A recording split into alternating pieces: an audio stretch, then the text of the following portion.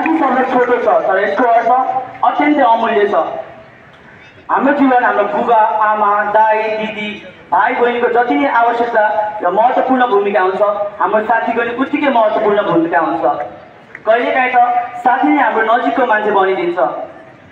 साथी केवल खेल्नको लागि रमाउनको लागि हाँस्नको लागि होइन, साथी भनेको त्यो व्यक्ति हो जसले हाम्रो हाँसोमा साथ दिन्छ त दुःखमा हात दिन्छन्।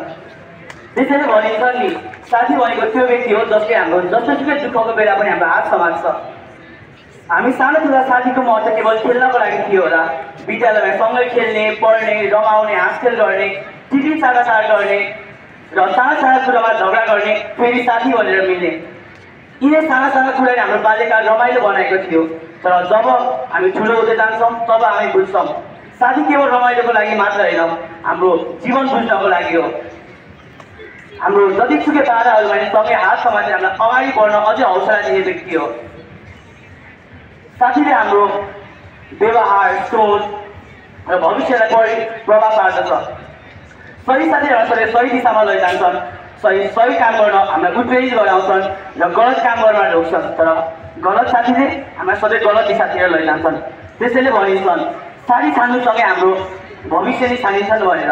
हाम्रो अगाडि त प्रायः कोही हुँदैनन् तर पछाडि हाम्रो नराम्रो सोच्ने हाम्रो राम्रो देख्न सक्ने खुट्टा तानिरहने धेरै हुन्छन्। तर हाम्रो अगाडि होस् या पछाडि हाम्रो सधैँ सहीमा समर्थन जनाउने अझ तिमी गर्न सक्छौ भनेर अझै हामीलाई उत्प्रेरित गराउने त्यो हो हाम्रो साँचो मित्रता। मित्रता न त पैसाले किन्न सकिन्छ न त शक्तिले कमाउन सकिन्छ। मित्रता भने हामीले मनले महसुस गर्न सक्नुपर्छ, जसलाई आदरले भनिन्छ। जीवनको यात्रामा कतिपय मान्छे आउँछन् जान्छन् तर साँचो मित्रता पाउन गाह्रो हुन्छ। तर साथीले हाम्रो शरीरमा समर्थन जनाउँछन् र दुःखमा हात दिन्छन्। साथी भनेको त्यो कुरो हो जसले समयअनुसार ऋतुअनुसार र हावाअनुसार बिस्तारै सुगन्ध फैलाउँदै जान्छन्। साथीले हामीलाई हाँस्न सिकाउँछन् र केही नयाँ काम गरेर उत्प्रेरित गराउँछन्। र साथी कहिले पनि हामीले साथी कहिले पनि बिर्सन सक्दैनन्। जीवनमा कतिपय कुराहरू हराउन सक्छन् तर साँचो मित्रता कहिले हराउन सक्दैन। तर अन्त्यमा म के भन्न चाहन्छु भने साथी केवल शब्द होइन, एउटा भावना हो जसलाई हामीले रूप रङ केही होइन विश्वास र मनले गाँसिन्छ।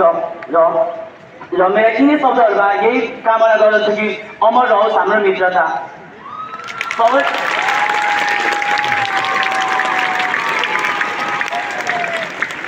सबैलाई मनपर्छ मान्छे सोधा सादा र सिधा, सबैलाई मनपर्छ मान्छे सोधा सादा र सिधा। भन्न त साथीको बारेमा धेरै नै भन्छ तर आजलाई यति भन्दै हजुरहरू सामु हुँदैछु म। धन्यवाद।